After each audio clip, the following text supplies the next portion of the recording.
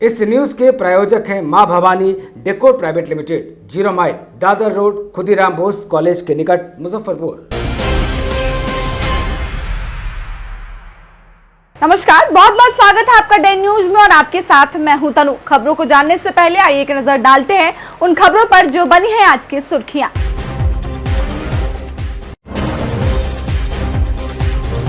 एक बार फिर गुरु शिष्य का रिश्ता हुआ तार-तार। ट्यूशन पढ़ाने के दौरान एक टीचर ने अपनी छात्रा के साथ बरसों से करता रहा दुष्कर्म, विरोध करने पे किया अश्लील वीडियो वायरल, आरोपी शिक्षक गिरफ्तार।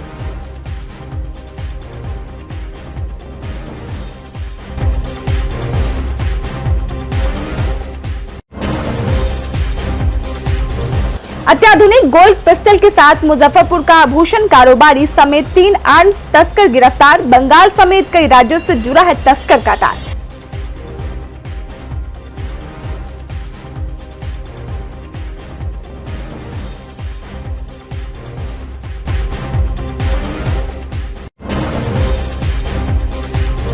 और निगम की बैठक के बीच 2 पार्षद आपस में भिड़े, खूब हुई गाली गलौज।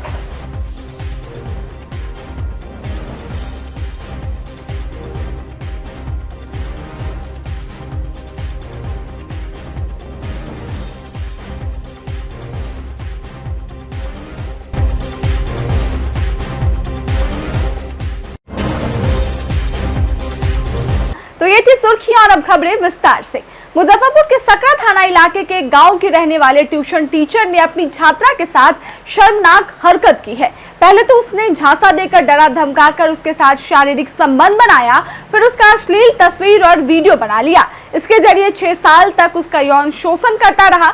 वर्ष 2021 में छात्रा की शादी दूसरे लड़के से हो गई। ये बात ट्यूशन टीचर सुजीत कुमार को नागवार गुजरी। उसने कॉल करके छात्रा को परेशान करना शुरू कर दिया। उस पर फिर से संबंध बनाने का दबाव बनाने लगा, लेकिन छात्रा इसका विरोध करने लगी। इसी तरह करके कुछ महीने बीत गए। आरोपी उसे वीडियो वायरल करने की धमकी देता रहा। वह लोक लाज और अपनी इज्जत का हवाला देकर उसे मनाती रही, लेकिन उसने पीड़िता की नहीं सुनी। जब छात्रा ने उसके साथ संबंध बनाने से साफ तौर पे इनकार कर दिया, तो उसने अश्लील वीडियो और तस्वीर उसके पति के मोबाइल पे भेज दिया। पीड़िता के पति ने वीडियो देखा तो दंग रह गए। उसने आपत्ति जताई। पीड़िता अपने मायके आ गई, अपने परिवार को पूरी बात बताई। अब उसका रिश्ता टूटने के कगार पे है। उसने कहा कि अगर उसे न्याय नहीं मिला और आरोपी के खिलाफ कार्रवाई नहीं हुई तो वह सुसाइड कर लेगी। इसके अलावा उसके पास अब और कोई रास्ता नहीं बचा है। पीड़िता और उसके पिता ने सोमवार शाम महिला थाने में पहुंचकर न्याय और कार्रवाई की फरियाद लगाई। आरोपी शिक्षक सुजीत कुमार ने अपने गुनाह को कबूल करते हुए कहा कि वो खुद गुरु और शिष्य के रिश्ते को तार-तार किए हैं। इधर आरोपी शिक्षक सुजीत को महिला थाने की पुलिस ने न्यायिक हिरासत में भेज दिया है। अनिल राम को धमकी दिया था और नहीं, पहले वो बताइए कि आपके साथ क्या गलत किया था। मेरे साथ गलत सब दिन से शुरू से लेकर 2015 से अभी तक धमकी देते आ रहा था। धमकी पर सारा काम कर रहा है। कौन लड़का है वो? सुजीत कुमार है और अनिल राम मिल के दोनों। आपको ट्यूशन भी पढ़ाता था पहले? हाँ, ट्यूशन पढ़ाता था 2015 से लेके पढ़ाते पढ़ाते 16-17 तक बात किया। मेरा उम्र भी 16-17 उस टाइम पे था। अच्छा, आपके साथ गलत किया था? हाँ, मेरे साथ गलत किया। शुरू से लेकर बार बार बोलता था पापा को मार देंगे, मम्मी को नौकरी छिनवा देंगे, फन्ना छिना, बहुत रंग का बात बोल रहा था। शादी होने के बाद भी आपको दबाव हुआ बनाया है? हाँ, बहुत बार फोन किया। मेरे गांव में चला गया और उसके बाद गांव में भी गया, बोला फोटो वोटो सबको दिखाया, भेजा। डीपी पर रोज दिन अश्लील फोटो लगाता था। मतलब ब्लैकमेल कर रहा था? ब्लैकमेल पूरा शुरू से अंत तक मेरे साथ किया गया। अच्छा। बार बार फोटो लिया, बार बार बोलता था ऐसे करो, ऐसे फोटो लेंगे, वैसे फोटो लेंगे, ऐसे वीडियो बनाएंगे। अच्छा, कोई दबाव हुआ भी बनाया है आपको पैसा वैसा का? हाँ, बोला था क्या अनिल राम और दोनों था सुजीत कुमार। अनिल राम कौन है? अनिल राम राम रतन, स्वर्गीय राम रतन राम का बेटा प्रमुख है। अच्छा, अभी वर्तमान में है नहीं। अच्छा ठीक है। क्या बोला था वो? बोला था क्या अभी करेंगे, पैसा लेकर मैंने पैसा लेके उसके बाद हम उठवा लेंगे। वो भी धमकी दिया आपको? हाँ। क्या चाहते हैं आप? हम चाहते हैं हमको न्याय मिले। तो उनसे उसी क्रम में जान पहचान हुआ। कौन क्रम में? पढ़ाने के क्रम में उनके यहाँ जाना ना, उनके गार्जियन भी जानते हैं, हर कुछ जानते थे। और 16 से आना जाना उनके यहाँ लगातार है और सब कुछ में सहयोग करना उनके साथ। कौन क्लास का पढ़ाई पढ़ाते थे? 10th 10। जी। कितना उम्र था लड़की का?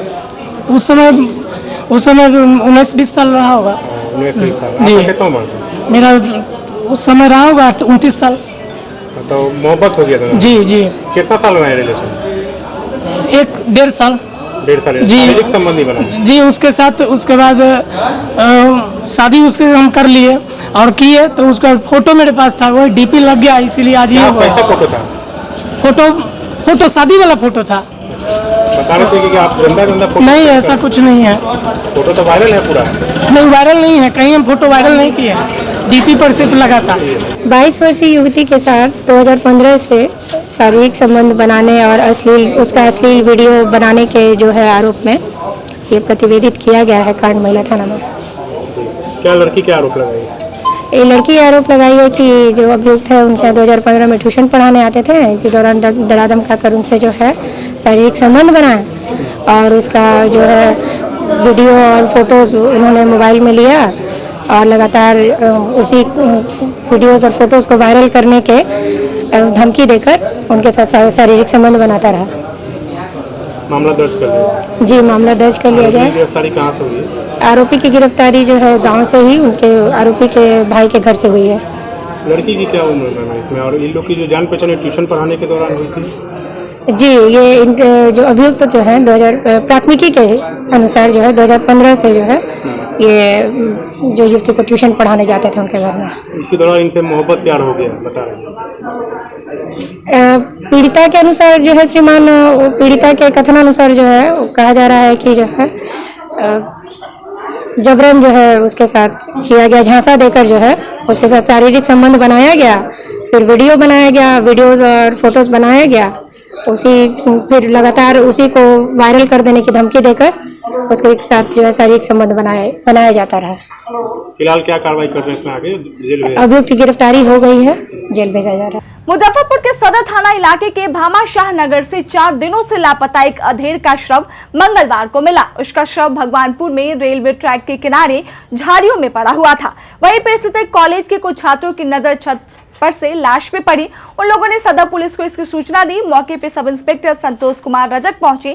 छानबीन की गई जिसमें मृतक की पहचान 49 वर्षीय जगन्नाथ शाह के रूप में हुई है। स्थानीय लोगों ने उसकी पहचान की, फिर उनके बेटे रंजीत को इसकी सूचना दी गई।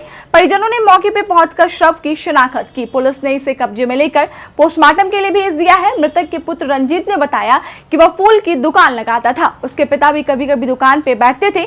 हालांकि उनकी मानसिक स्थिति थोड़ी ठीक नहीं थी। वो पहले भी 2 बार घर से लापता हो गए थे, फिर खुद ही 2-3 दिन बाद वापस आ गए थे। इस बार भी शनिवार को अचानक घर से लापता हो गए।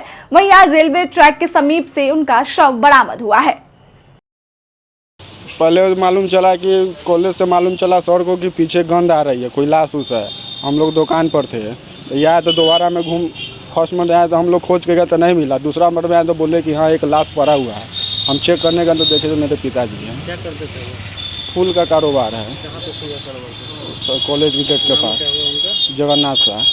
विवाद हुआ था क्या? नहीं, वो उनको थोड़ा दिमागी हालत भी थोड़ा क्या लग रहा है आप लोगों को? कुछ नहीं, हम इससे भी पहले 2 मरते ऐसे ही भाग गए थे। वहाँ से हम लोग उठा कर लाए थे। कैसे इनका मौत हुआ है? भूखे प्यासे हुआ होगा। लगभग शनिवार से भाग हुए हैं। शनिवार से घर से गायब है? जी। क्या विवाद के कारण कुछ? कोई विवाद नहीं है सर। हम लोग फूल के काम, हम लोग आज कल काम है, वहाँ बिजी रहने वाले आदमी आज यहाँ बिजी है। कल फ़ोन किए गांव में तो बोले कि नहीं है, जो आएंगे तो हम फ़ोन करेंगे। सूचना मिली थी? एक सूचना, टेलीफोनिक सूचना मिली थी कि रेलवे लाइन के किनारे एक डेड बॉडी पड़ा हुआ है।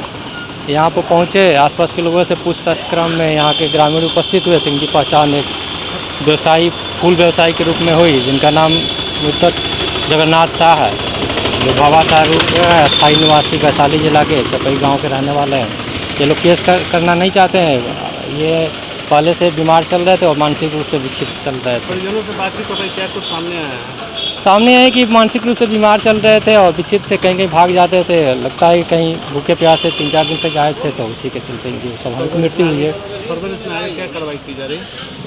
इसमें इनके लोगों का फिर अपना पोस्टमार्टम तो कराया नहीं, फिर भी प्रयास किया, पता किया जा रहा है अपने स्तर से कि क्या मौत के कारण स्वाभाविक विक्षिप्त थे, बीमार चल रहे थे, इसी कारण स्वाभाविक कुछ नहीं मिला था। मुजफ्फरपुर पुलिस की विशेष टीम ने ग्लॉक पिस्टल के साथ 3 आर्म्स तस्करों को गिरफ्तार किया है। इन तीनों को टाउन थाना के छाता बाजार से आभूषण दुकानदार नरेंद्र कुमार उर्फ मनीष कुमार के घर से हुई है। मौके से सकरा थाना के केशवपुर के मंगलम उर्फ गोलू और पियर सिमरा के कुंदन कुमार को भी दबोचा गया। उनके पास से ग्लॉक पिस्टल 33 गोलियां, 3,50,000 रुपए कैश और मोबाइल बरामद हुए। ये सब आर्म्स खरीद बिक्री की डील कर रहे थे। इसी दौरान एसएसपी जयंत कांत को गुप्त सूचना मिली। उन्होंने town DSP Ram Naresh Paswan, town नगर थाना अध्यक्ष अनिल कुमार के नेतृत्व में टीम का गठन किया। आभूषण दुकानदार नरेंद्र के घर पर रेड कर तीनों को मौके से दबोच लिया गया। एसएसपी ने बताया कि ग्लॉक पिस्टल एक अत्यधिक हाई क्वालिटी का 9mm पिस्टल है, जो सिर्फ एटीएस, एसटीएफ और आईपीएस अफसरों और सुरक्षा एजेंसियों को भी सप्लाई की जाती है। यह सेमी ऑटोमेटिक पिस्टल है। तस्करों से पूछताछ में पता लगा कि पिस्टल पश्चिम बंगाल से लेकर आए थे। इसके बैरल पे जो नंबर है, पुलिस ने उसका सत्यापन शुरू कर दिया है। अभी पता लगेगा कि आखिर पिस्टल किसका है। पुलिस को आशंका है कि कहीं ये चोरी का तो नहीं है। इस एंगल पे जांच की जा रही है। इसके लिए गन एक्सपर्ट और फैक्ट्री में भी संपर्क साधने की कवायद की जा रही है। इन तीनों तस्करों का पूर्व से आपराधिक रिकॉर्ड है। मंगलम तमिलनाडु के कृष्णगिरी जिले में मुथूट फाइनेंस कंपनी से सोना लूटकांड में और समस्तीपुर के बंगरा और वैशाली के बाली गांव से लूट और चोरी मामले में जेल जा चुका है। कुंदन गायघाट से हाल में जेल गया था। जेल से सभी जमानत पे बाहर निकला। इसके बाद फिर आर्म्स की डील कर रहा था। इसी दौरान पुलिस ने तीनों को दबोच लिया। इसके साथ ही सरैया थाने की पुलिस ने 2 बैंक लुटेरों को गिरफ्तार किया है। दोनों की पहचान सरैया के बहिलावाड़ा निवासी सोनू कुमार और छपरा अकिलपुर के फूल बाबू महतो के रूप में हुई है। पुलिस के मुताबिक पिछले दिनों इन दोनों ने सरैया स्थित बसैठा पीएनबी बैंक में लूटकांड का मास्टरमाइंड है। मुजफ्फरपुर पुलिस को लगातार इस मामले में सूचना मिल रही थी कि मुजफ्फरपुर में हथियारों के जो उन्नत किस्म के हथियार हैं उनकी लगातार डीलिंग हो रही है। इस मामले में पुलिस को सूचना मिली, डीएसपी टाउन राम नरेश को सूचना मिली कि मुजफ्फरपुर में कुछ अपराधी इकट्ठा होकर कुछ उन्नत किस्म के हथियार हैं जिनकी डीलिंग करने वाले हैं। इस मामले में बनाई गई एसएचओ टाउन और उनके साथ की टीम के सदस्यों ने और डीएसपी टाउन ने मौका वारदात पर रेड की। रेड के दौरान 3 व्यक्तियों को गिरफ्तार किया गया और उनके पास से एक ओरिजिनल ग्लॉक पिस्टल, 33 कारतूस, 3.5 लाख रुपए बरामद किए गए। और जब गिरफ्तार व्यक्तियों से पूछताछ की गई तो इसमें जो मुख्य अभियुक्त है, जिसका नाम मंगलम उर्फ गोलू बताया जाता है, ये पूर्व में मुथूट फाइनेंस सोना लूट में तमिलनाडु से जेल जा चुका है। इसके अलावा अन्य 2 व्यक्ति हैं जो कि हथियार के रखने के आरोप में पूर्व में भी जेल गए हैं। इस प्रकार पुलिस को उन्नत किस्म के हथियारों के संबंध में एक बड़ी सूचना मिली, जिसमें पुलिस को कामयाबी मिली है। कहाँ के रहने वाले हैं ये लोग और कहाँ से गिरफ्तारी हुई? ये टाउन थाना से इन लोगों की गिरफ्तारी हुई है। इसमें से जो मंगलम उर्फ गोलू है ये सकरा थाना क्षेत्र का रहने वाला है। इसके अलावा जो अन्य 2 व्यक्ति हैं उसमें से एक व्यक्ति कुंदन कुमार गायघाट का और नरेश उर्फ मनीष जो कि टाउन के एरिया में ही रहता है, सरैया गंज टावर के पास में, जिसकी गिरफ्तारी की गई है। इन लोगों में से किसी का आपराधिक इतिहास है?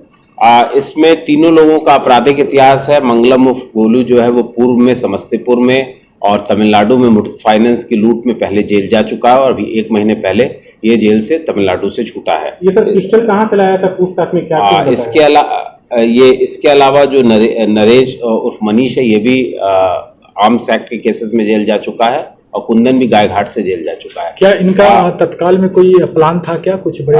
इन लोगों से जो अभी पूछताछ जारी है और जो अभी तक इन लोगों ने बताया है कि ये लोग टाउन के एरिया में जमीन का और पैसे का जो लेन देन है उस मामले में दबिश बनाने के लिए इन हथियारों का उपयोग करते हैं और इनका आगे का लिंक जो है वो निकाला जा रहा है। हथियार कहाँ से उनके पास?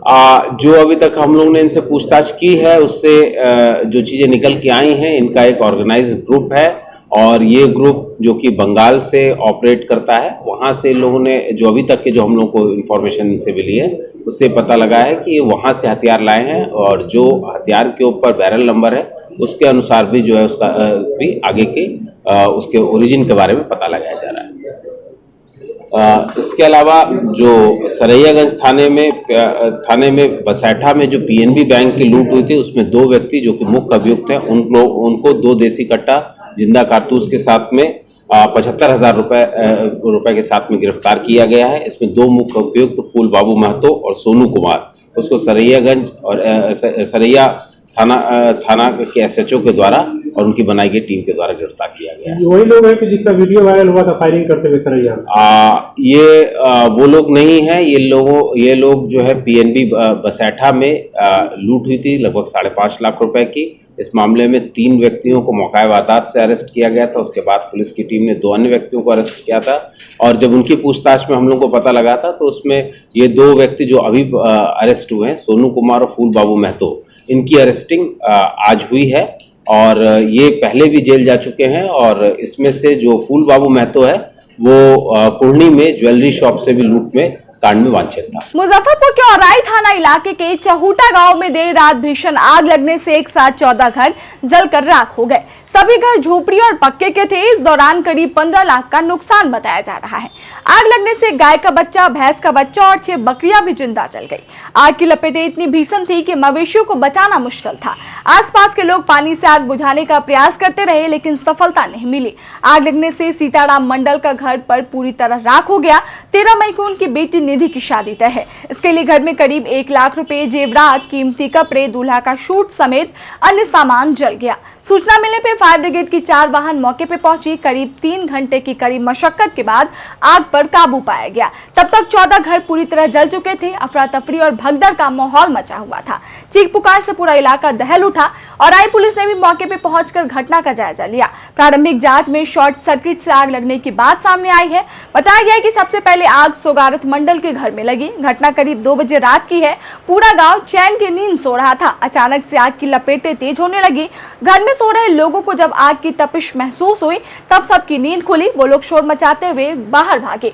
शोर सुनकर आसपास के लोग भी नींद से जग गए। तब तक आग की लपेटें तेज होती चली गई। एक एक करके इसने 14 घरों को अपनी लपेट में ले लिया। लोगों को एक भी सामान निकालने का मौका नहीं मिल सका। सुधा देवी ने बताया कि रात को सो रहे थे तभी अचानक से घर के पिछले हिस्से में आग लग गई। बच्चों को चिल्लाकर उठाया और सबको लेकर बाहर भागे। आसपास के लोग जब तक मदद करते घर पूरा जलने लगा। मवेशियां भी जिंदा जल गए। आग इतनी भीषण थी कि कोई मवेशी को बचाने की हिम्मत नहीं जुटा पाया। आंखों के सामने जीवन भर की कमाई जलकर राख हो गई। कहती है अब न खाने के लिए अन्न का एक दाना है और न रहने के लिए छत है। घटना के बाद से आज सुबह तक पूरे इलाके में चीख पुकार मची हुई है। शरीर पे पहने हुए कपड़े को छोड़कर कुछ नहीं बचा। सीताराम को अपनी बेटी की शादी की चिंता सता रही है। कहते हैं कि बेटी की शादी के लिए कर्ज ले रखा था, अब कैसे शादी होगी इसी चिंता में डूब गए हैं। सभी लोग मेहनत मजदूरी कर जीवन यापन करते हैं। सर पीछे से बेटी ससुर तले धा लगली तो सब भगले निकल के। तले में सिलेंडर फट गए। तले में बेटी के बियाह पैसा धले गाड़ी चुरावे कर्जा करके वो जल गए। गहना जेवर सब जल गए। लड़का के कोट पैंट तेवन पानी सब है। कब शादी थी? ये 12-13 के। कब रात आग लगी थी? यही रात में। कितना क्या क्या जल गया? बहुत सामान, गहना जेवर, एगो सुइया तक न सब निकल। सुइया तक ला ना, सिलेंडर फिलेंडर से सीधे खाली कपड़ा पहन लेती से है बस। कैसे आग लगा? पीछे से आग लगले। अब देख लिए ना कैसे लगले से ना देख लिए। हमको मैंने 1 बजे रात में सोए हुए थे तब आग लगा। पता नहीं कि डीहर से आग लगा है। एक सुई भी नहीं बचा। 90,000 का एसबी दिया, एक अन्न पानी सुई कुछ नहीं है। सारा संपत्ति देख लीजिए, इधर भी दिखा दीजिए, सारा चीज जल कर राख बचा। शादी भी 13 तारीख के लड़की की शादी है। उसके लिए भी सारा संपत्ति मैंने के जुड़ा कर रखे हुए थे, कैश रखे हुए थे, वही गाड़ी छोड़ने के लिए सारा संपत्ति हमारा जल कर राख। मामला यह है कि थानाध्यक्ष राजेश कुमार के द्वारा सूचना मिला कि चौटा गांव में आग लगी हुई है। सूचना पाकर हम लोग तुरंत वहां गए और वहां गए तो देखे कि आग का स्थिति बहुत भयावह थी और 14 घर को अपने आगोश में ले रखा था आग। तो यहाँ आगजनी भीषण आगजनी देखते हुए हम तुरंत सैदपुर से और कटरा से और मुजफ्फरपुर से फायर गाड़ी आई और 4 यूनिट काम किया। तब 3 घंटा मशक्कत के बाद आग पर काबू पाया गया। नुकसान कितना का होगा? नुकसान लगभग 15 लाख का आंकलन किया जा रहा है और इसमें एक गाय का बच्चा और एक भैंस का बच्चा और 6 बकरी भी मरा हुआ है। कहीं घायल भी है? कोई घायल या किसी का हताहत का कोई सूचना नहीं है। लोग घायल हो गए हैं कुछ? कुछ लोग घायल हुए हैं, जिससे आग से बचने के क्रम में अफरा तफरी मचा। भागने के क्रम में किसी का पैर, एक सुन रहा है कि एक लड़की का पैर टूट गया है और किसी का हाथ है, इंजरी, छोटा मोटा इंजरी हुआ है। मंगलवार को 3 महीने के बाद हो रही नगर निगम बोर्ड की बैठक में जमकर हंगामा हुआ। बैठक शुरू होने के कुछ देर बाद ही अपनी मांगों को लेकर वार्ड 32 की पार्षद गीता देवी सदन के आगे जमीन में बैठकर धरना देने लगी। कुछ देर बाद अन्य 5 पार्षदों को समझाने के बाद गीता देवी वापस अपनी सीट पे वापस आ गई थी कि जब सिटी मैनेजर ने यूजर चार्ज वसूली को लेकर अपनी बात कही। इस दौरान वार्ड 20 के पार्षद संजय केजरीवाल और वार्ड 23 के पार्षद राकेश कुमार सिन्हा के बीच जमकर तूतू मैमा होने लगी। तूतू मैमा में धीरे धीरे गाली गलौज में बदल गई। इसके बाद भी सभी पार्षदों ने मिलकर दोनों को अलग किया। पूरे मामले को लेकर दोनों पार्षदों ने क्या कुछ कहा, आप खुद सुनिए।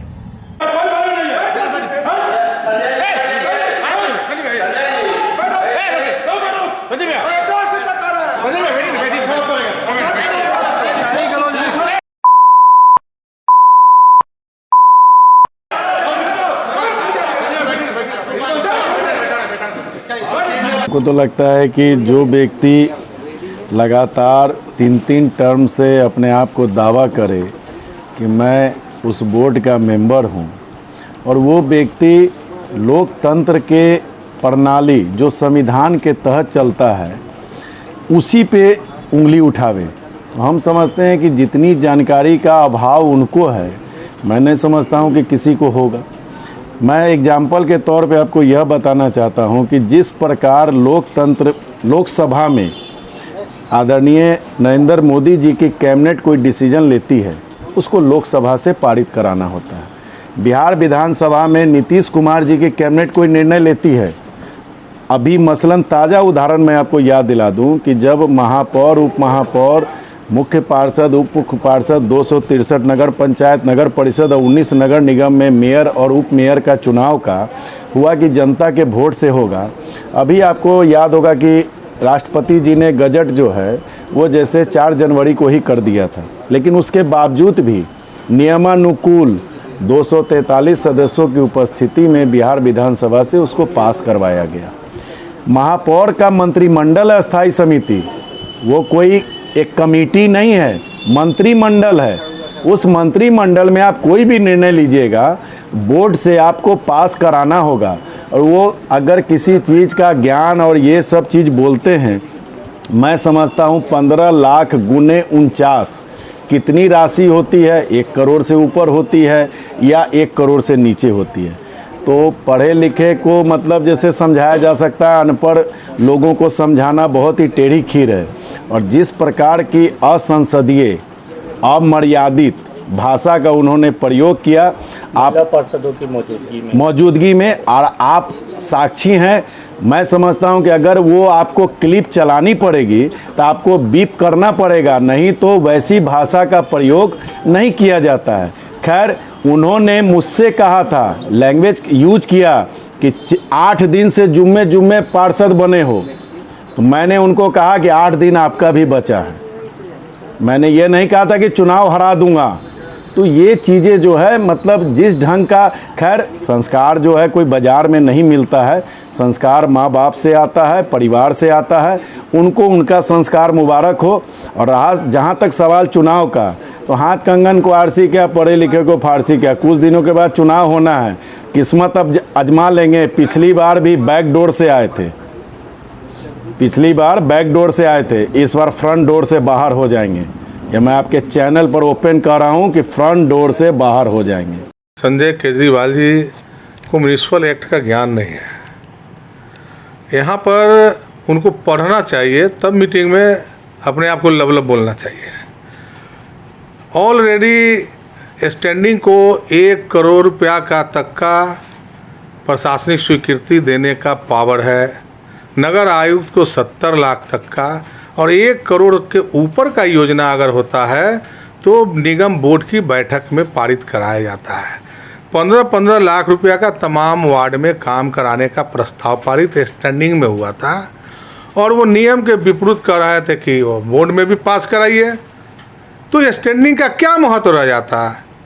तो ये मतलब स्टैंडिंग को ऑलरेडी 1 करोड़ रुपया तक का पास स्वीकृति देने का पावर है। तो तो ये ज़बरदस्ती कह रहा है 15 लाख का पास कराइए। इसीलिए हमने उनको कहा कि बैठिए, आपको एक्ट का ज्ञान नहीं है। तो वो कहते हैं कि चुनाव हरा देंगे हमको। बताइए, अब वो चुनाव हराने का औकात है? पिछले चुनाव में भी पूरी शक्ति लगा दिए थे हमको हराने के लिए, फिर भी हम चुनाव जीते हैं। तो हमने उनको चुनौती को स्वीकार किया है कि आइए देख लेंगे चुनाव में हम आपको ऐसे हमको हराते हैं।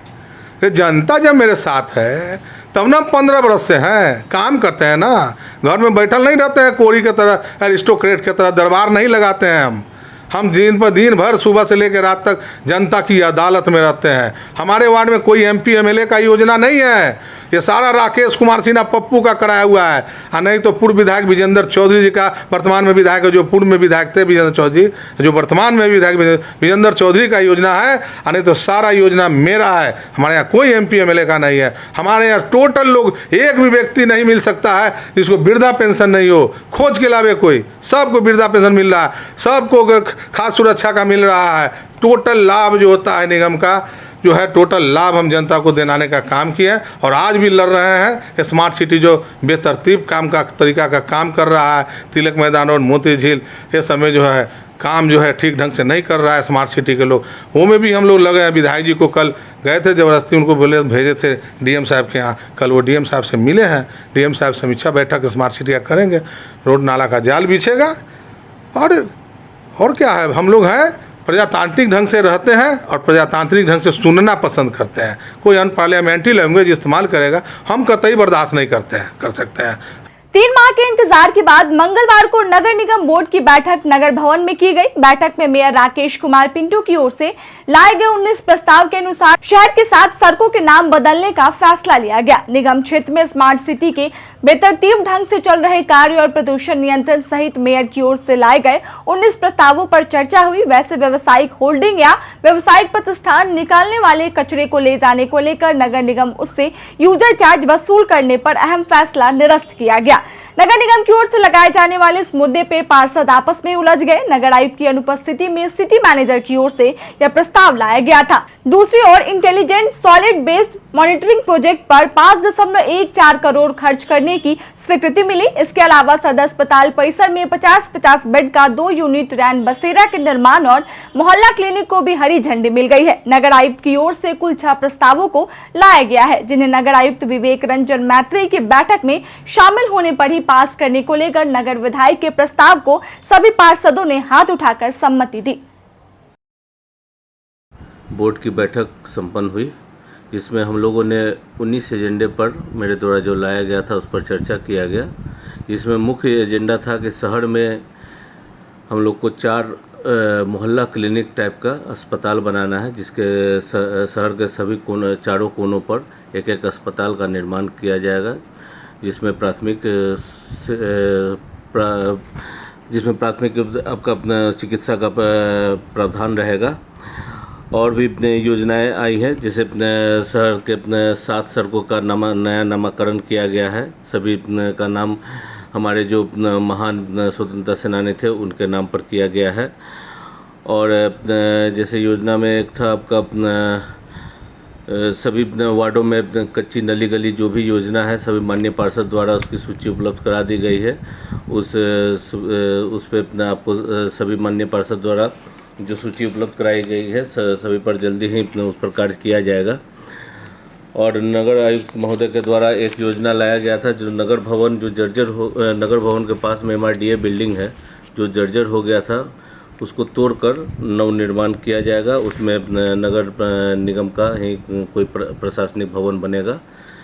और जो भी जनता का मुख्य समस्या था यहाँ पर, जैसे कि स्मार्ट सिटी के द्वारा जो भी यहाँ पर कार्य किया जा रहा है, जो भी सड़क तोड़ा जा रहा है, उसको जब तक वो पूरा जो सड़क का निर्माण नहीं कर लेगा तब तक उसका भुगतान नहीं होगा। जैसे कि सीवर लाइन में जगह जगह खोद कर छोड़ दिया गया है, तो अगर वो पूरा काम नहीं करेंगे तो उनका भुगतान पर हम लोग प्रशासन नगर आयुक्त को बोले हैं कि जल्द से उसको तभी माने उसका भुगतान किया जाए जब वो कार्य को पूरा कर लेवे।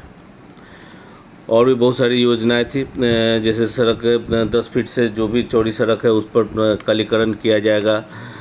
और जल जमाव की जो समस्या है चूँकि हमारे आने वाले समय में किसी भी प्रकार का बारिश में कोई जल जमाव नहीं हो, हम लोग पूरी नाला का उड़ाही करें।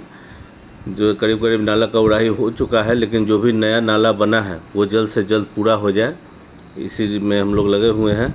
और बजट को लेकर बजट का जैसे था कि बजट जब आज नगर आयुक्त महोदय नहीं थे तो हम लोगों ने 10 दिन के बाद नगर आयुक्त से पूछ लेंगे कि कब वो रहेंगे, उसी दिन हम लोग बजट पर चर्चा करेंगे।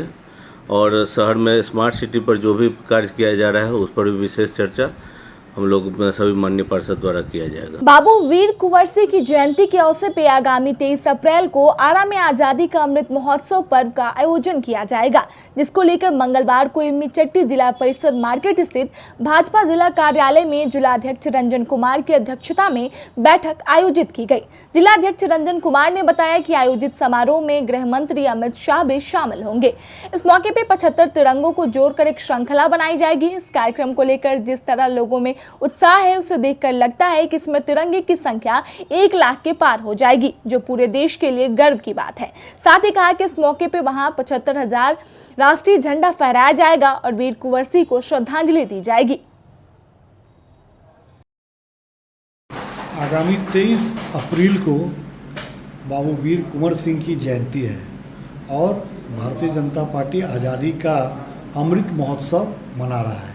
इस उपलक्ष्य में हम लोग एक बहुत बड़ा कार्यक्रम करने जा रहे हैं, जो आरा के जगदीशपुर के दुल्लौर गांव में कार्यक्रम आयोजित किया गया है, जिसमें मुख्य अतिथि के रूप में देश के गृह मंत्री माननीय अमित शाह जी आ रहे हैं। ये जो उस दिन का कार्यक्रम है, ये देश के मान शान बान का कार्यक्रम है। आज एक जगह 2014 में पाकिस्तान ने एक रिकॉर्ड बनाया था, एक स्थान पर 57,000 राष्ट्रीय ध्वज को एक जगह जमा करने का रिकॉर्ड बनाया था। और 2014 से ये 2022 हो गया, 8 साल का वर्ष हो गया, लेकिन आज तक किसी देश ने उस रिकॉर्ड को नहीं तोड़ा है। तो भारतीय जनता पार्टी ने भारत की आन बान और शान के लिए यह तय किया है कि हम लोग उस दिन अपने राष्ट्रीय ध्वज को 1,01,000 से अधिक की संख्या में वहाँ पर भारतीय जनता पार्टी के कार्यकर्ता लेकर के खड़े होंगे। उसमें Guinness book of world records की टीम लगभग 1600 की संख्या में देश में आ चुकी हुई है। बिहार में उनका आगमन हो चुका हुआ है और वो गिनती एक एक लोगों का, एक एक झंडे की गिनती करेगी। और उस दिन आने वाले 23 अप्रैल को पूरे विश्व में ये एक रिकॉर्ड हो जाएगा कि भारत ने अपना राष्ट्रीय ध्वज 1 लाख से अधिक की संख्या में एक स्थान पर एक साथ एक समय लहराने का काम किया है। और साथ ही हम लोग उस दिन वीर कुंवर सिंह जी की जयंती मनाएंगे और ये अपने आप में एक बहुत बड़ा कार्यक्रम है। हम लोग इसमें 5 लाख की संख्या को लेकर के चल रहे हैं और भारतीय जनता पार्टी राष्ट्रीय ध्वज का इतना बड़ा रिकॉर्ड बनाएगा कि आने वाले 50 साल में भी ये नहीं टूटेगा। यही कार्यक्रम है, इसी की हम लोग तैयारी कर रहे हैं। मुजफ्फरपुर से उस दिन कम से कम हम लोग 2000 लोग को यहाँ से वहाँ ले जाने की व्यवस्था कर रहे हैं, जिसमें लगभग 200 से अधिक 4 चक्का और करीब 50 से अधिक संख्या में बस से हम लोग यहाँ से भारतीय जनता पार्टी का ध्वज लेकर के जाएंगे और आरा में वो राष्ट्रीय ध्वज के रूप में बदल जाएगा और राष्ट्रीय ध्वज हम लोग लहराकर विश्व कीर्तिमान करेंगे। भारतीय जनता पार्टी सदैव देश की आन बान शान के लिए काम करता है। ये काम भी देश का मान और गर्व बढ़ाने के लिए है। मंगलवार को सहारा के तमाम जमाकर्ताओं के पैसों का अविलंब भुगतान शुरू करो। सहारा के अभिकर्ताओं के जान माल की सुरक्षा की गारंटी करो। सहारा सेबी कोर्ट सरकार के नाटक पे रोक लगाओ। पटना दिल्ली खोलो कान, नहीं तो होगा चक्का जाम। का नारा लगाते हुए माले जिला कार्यालय हरीशाबा चौक से जुलूस निकाली गई, जो विभिन्न मांगों से होते हुए जिलाधिकारी कार्यालय पहुंचकर जमकर नारेबाजी और प्रदर्शन कर सभा में तब्दील हो गई। प्रदर्शन का नेतृत्व कर रहे नगर सचिव सूरज कुमार सिंह ने बताया कि गरीब गुरबों ने अपना पेट काट कर बुरे समय के लिए सहारा में पैसा जमा किया और आज वही सहारा देश के लाखों परिवारों को बेसहारा बनाने पर तुली हुई है। और इस नाटक में पटना दिल्ली की सरकारों के साथ ही सेबी कोर्ट भी शामिल हो चला है। लेकिन हम अपनी मेहनत की गाढ़ी कमाई को लूटने के खिलाफ मजबूती के साथ लड़ेंगे।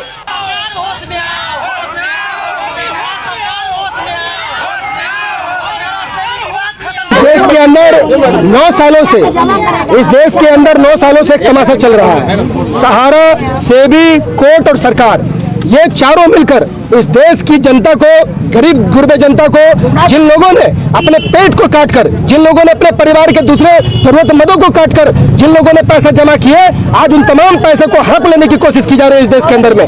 9 सालों से कोई मुकदमा चलेगा? फौजदारी का मुकदमा लड़ रहे हैं क्या आप? जिस मामले को लेकर से भी सवाल उठा रही है सहारा पर, उसका जो स्कीम, जिस स्कीम पर आप सवाल खड़ा कर रहे हो, आप उस स्कीम को रोक दो, बाद बाकी तो दूसरा भुगतान होगा। लेकिन नहीं, उसके नाम पर पूरे देश के अंदर में जाना, ये लाखों लोगों के भुगतान को रोक दिया गया। और इस बीच में सैकड़ों निवेशकर्ता की जाने जा चुकी है। पैसा रहते हुए आदमी मर गया, पैसा रहते हुए बेटियों की शादी नहीं हो रही है, पैसा रहते हुए लोग बाहर सूदखोरों से ऊंचे दरों पर ब्याज लेकर बेटियों की शादी कर रहे हैं। इस तरीके का खेल इस देश के अंदर में चल रहा है। तमाम जो जमा करता है जानना, ये तमाम जमाकर्ताओं को इस बात से कोई लेना देना नहीं है कि सहारा ने किस गाइडलाइन का बैलेंस किया, सहारा ने किस गाइडलाइन को तोड़ा। अभी बैंक काम कर रहा है, HDFC बैंक काम करता, ICICI काम करता, बंधन बैंक को अपने दिया इजाजत काम करने के लिए। कल होकर इससे भी कहे कि नहीं, इसका जो ये FD का जो स्कीम है, इसने रूल का वायलेशन किया। क्या उस रूल के वायलेशन के नाम पर आप पूरे बैंक में जितने खाताधारी है सबका खाता रोक देंगे? आप पैसा रोक देंगे? मांग है कि सहारा इंडिया अविलंब, बिना कोर्ट के कंधे पर बंदूक रखे हुए, बिना सेबी के कंधे पर बंदूक रखे हुए, अविलंब लोगों के पैसे का भुगतान शुरू हो, बिना किसी किंतु परंतु के वो भुगतान होना चाहिए। और जान रहिए कि नीचे मैं देख रहा हूँ कि इस पूरे मामले को लेकर जिस तरीके से लाखों अभिकर्ताओं की जिंदगी को दांव पर लगा दिया है कंपनी ने, सेबी ने और सरकार ने। लाखों अभिकर्ताओं की जान आज सुरक्षित नहीं है, लोग उनको घेर रहे हैं, किसी को कहीं पर FIR हो रहा है, कहीं पर पीटने की धमकी दी जा रही है। इसलिए इन तमाम सवालों को लेकर आज हम लोग जिलाधिकारी महोदय के सामने आए हैं और हम ये कहना चाहेंगे कि अगर हमारी मांग पूरी नहीं हुई, अगर हमारी बातें नहीं सुनी गई, तो हम लोग इस आंदोलन को पूरे बिहार में लेकर जाएंगे। सत्र 2018-2021 स्नातक के अंतिम वर्ष की परीक्षा परिणाम जारी करने, सत्र 2019 से 22 के प्रथम वर्ष की पेंडिंग रिजल्ट सुधार जल्द से जल्द करने, सत्र 2018 से 2020 स्नातकोत्तर के 4th सेमेस्टर का परीक्षा परिणाम अविलंब जारी करने सहित विभिन्न मांगों को लेकर मंगलवार को अखिल भारतीय विद्यार्थी परिषद के सदस्यों ने लंगट सी कॉलेज से चेतावनी मार्च निकालकर बाबा साहेब भीमराव अंबेडकर विश्वविद्यालय में जमकर प्रदर्शन किया और विश्वविद्यालय प्रशासन के खिलाफ नारेबाजी की। विश्वविद्यालय इकाई अध्यक्ष रवि भूषण शुक्ला ने कहा कि सभी मांगों को अगर यथाशीघ्र पूरा नहीं किया गया तो विश्वविद्यालय में चरणबद्ध विश्वविद्यालय इकाई अध्यक्ष रवि भूषण शुक्ला ने कहा कि सभी मांगों को अगर यथाशीघ्र पूरा नहीं किया गया तो विश्वविद्यालय में चरणबद्ध आंदोलन करेंगे। वहीं विश्वविद्यालय परिसर इकाई मंत्री नवनीत कुमार ने कहा कि विश्वविद्यालय में छात्रों के साथ होने वाली परेशानियों को खत्म करने के लिए आंदोलन जारी रखेंगे। मौके पर इकाई उपाध्यक्ष अंकित, छात्र नेता प्रशांत गौतम, महानगर सह मंत्री प्रणव प्रत्युष सहित ABVP के दर्जनों कार्यकर्ता मौजूद रहे।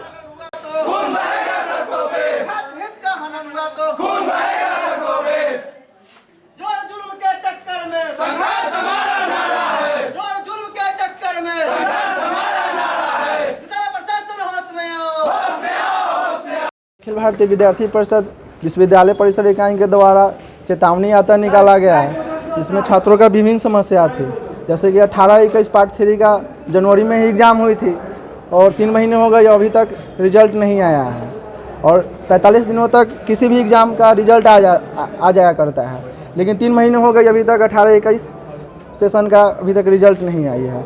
जैसे कि बहुत सारी विभिन्न समस्या भी है, जैसे कि 19-21 PG फर्स्ट सेमेस्टर का रिजल्ट आया था, उसमें बहुत सारे विद्यार्थी का पेंडिंग है रिजल्ट, अभी तक किसी का क्लियर नहीं हुआ है। 18-20 की भी समस्या है, PG की 4th सेमेस्टर का रिजल्ट अभी नहीं आया है। 20-23 का भी है, अभी एग्ज़ाम अभी नहीं हुआ है। 2 महीने से कंट्रोलर बोल रहे हैं कि एग्ज़ाम होगा, लेकिन अभी तक कुछ एग्ज़ाम नहीं हुआ है, न रजिस्ट्रेशन हुआ है किसी का। इसीलिए प्रदर्शन कर रहे हैं। आज हम लोग का चेतावनी यात्रा निकला है यहाँ से और अगर इसे नहीं सुनते हैं तो एक बड़ा आंदोलन करेंगे। लोग 18 के सत्र के छात्र हैं, हम लोग का परीक्षा जनवरी में समाप्त हो गया है, हम लोग का अभी तक रिजल्ट नहीं है और जिस कारण हम लोग तमाम प्रतियोगिता परीक्षाओं के फॉर्म हम लोग नहीं भर पा रहे हैं। जिस कारण से हम लोग कंट्रोल से गुजारिश कर रहे हैं, मांग भी की, पिछले हफ्ता हम लोग ज्ञापन भी दिए हैं कि हम लोग का रिजल्ट जल्द से जल्द जारी किया जाए, लेकिन कंट्रोल को सुनवाई नहीं ले रहे, इसलिए हम लोग चेतावनी यात्रा निकाले हैं। विद्यार्थी परिषद के बैनर तले हम लोग यहाँ पे आंदोलन कर रहे हैं और इस आंदोलन का विषय ये है कि यहाँ पे जो बच्चे परीक्षा देते हैं उनका परिणाम कितने दिन में यूनिवर्सिटी सुधार मतलब उनको दे देगा कि आगे बच्चे जो है आगे की अग्रिम पढ़ाई या फिर अपने जो भी भविष्य में आगे जो स्टेप लेना चाहते हैं उसमें वो कब तक आगे बढ़ेंगे। इसकी बात की जिम्मेवारी यूनिवर्सिटी कब तक दे रही है, कब तक वो रिजल्ट को सुधार रही है, कब तक उन लोग को जो है ना समय जो है एग्जाम दे करके निश्चित करा रही है। ठीक है, इस चीज़ की जिम्मेदारी कौन लेगा? विद्यार्थी जो है यहाँ पे आते हैं तो ना यहाँ के जो कर्मचारी लोग हैं ना उन्हें स्पष्ट रूप से कुछ बताते हैं और ना उन्हें जो है ना इसके बारे में कुछ निश्चित टाइम पीरियड बताया जाता है। ठीक है, तो इस तरह कैसे चलेगा? कैसे बच्चे जो है ना भटकते रहेंगे दर बदर। ठीक है, आगे जो है जो बच्चे आगे की तैयारी कर रहे हैं परीक्षा का, ठीक है, उन लोग को जो है ना उन लोग का आगे फॉर्म नहीं भर पा रहे हैं ये रिजल्ट के वजह से। ये ना यहाँ पे कंट्रोलर साहब इसके बारे में कुछ स्पष्ट बताते हैं, ना यहाँ के और कर्मचारी बताते हैं, तो कैसे चलेगा इस तरह? इसी विषय पे हम लोग ये आंदोलन कर रहे हैं। नागरिक समस्याओं को लेकर मंगलवार को नागरिक मोर्चा की ओर से सरैयागंज स्थित नवयुवक समिति ट्रस्ट के सभागार में परिचर्चा का आयोजन किया गया, जिसमें मोर्चा के महासचिव मोहन प्रसाद सिन्हा सहित उपस्थित शहर के गणमान्य लोगों ने नागरिक समस्याओं पर चर्चा किया। मोर्चा के महासचिव मोहन प्रसाद सिन्हा ने कहा कि नगर निगम जल्द से जल्द जनहित में शहर वासियों को समस्या से निजात दिलाने के लिए आवश्यक पहल करे, नहीं तो नागरिक मोर्चा चरणबद्ध आंदोलन करेगा। शहर की भयावह और नारकीय हालत पर आज नागरिक मोर्चा श्री नवयुवक समिति ट्रस्ट के संयुक्त तत्वाधान में हम लोगों ने परिचर्चा का कार्यक्रम रखा है शहीद भगवान लाल पुस्तकालय भवन में। शहर की हालत बद से बदतर हो गई है। सावन भादों को तो छोड़ दीजिए, अभी चैत और बैसाख में ही पूरे शहर की हालत नारकीय है। बदबू और नरक के कारण लोगों को सड़क पर चलना मुश्किल है। जिसको जिस समय जहां मन चाहे सड़क को काट दीजिए, गड्ढा खन दीजिए, सड़क को बंद कर दीजिए, कोई देखने वाला नहीं है।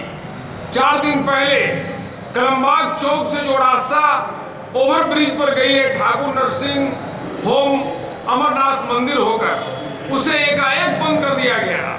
और जो इमरजेंसी सेवा है, हमने देखा चंद्रलोक मार्केट चौक पर कल कि एक एम्बुलेंस वाला एक गंभीर हालत में रोगी को रखे हुए उसको जाना था पटना या और कहीं लेके जाना था, वो रास्ता खोज रहा है, किधर से हम जाए? ये तो रास्ता ही बंद है।